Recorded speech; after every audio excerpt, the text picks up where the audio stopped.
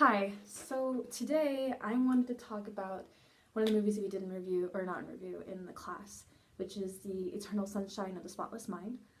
And the reason I wanted to talk about this movie today was because this movie was so fascinating to me and I found so many great things in the movie that I could really relate to. It was just such a great film and it really made me think, and I love films that make me think and make me interested in analyzing them. So here we go. So the beginning of the film, Eternal Sunshine of the Spotless Mind, you can really see that this film is going to be complicated. You're not quite sure who the character is, you don't understand where you are, what's really happening, but you're with this character, you're with this guy. And as this movie progresses, you see Clementine, you meet Clementine, and you get to know her, and you can see that although the scene starts out kind of at the end of the story, that they had a past, even though they act like they didn't know each other. And it goes on with the whole erasing each other because it was too painful to remember each other. The interesting thing about this whole erasing people from our memories is that it's what enables history to be repeated. I mean, if we were to never talk about some great historical catastrophe like the Holocaust, let's say, just a drastic example.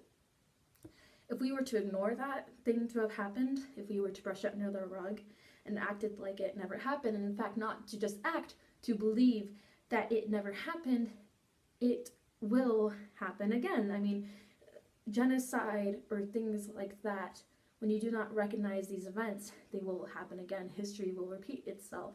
And the way that we make sure that history will not repeat itself is to remember these things.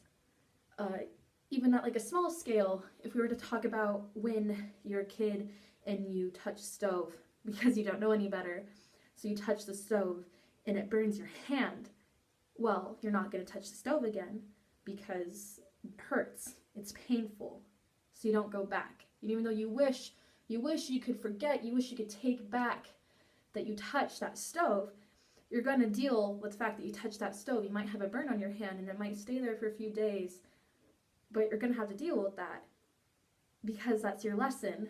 That's what you get when you do something like that.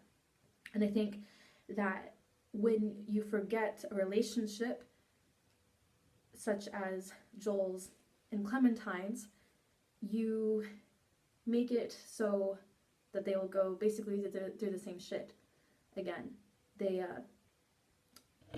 are at the beginning of when they met each other. Basically, they're back at square one, so of course they're going to initially want to be together because they're so attracted to each other, and that's why they were together in the first place. And obviously it's going to end up in the same shithole that it ended up being at the as you watch the movie.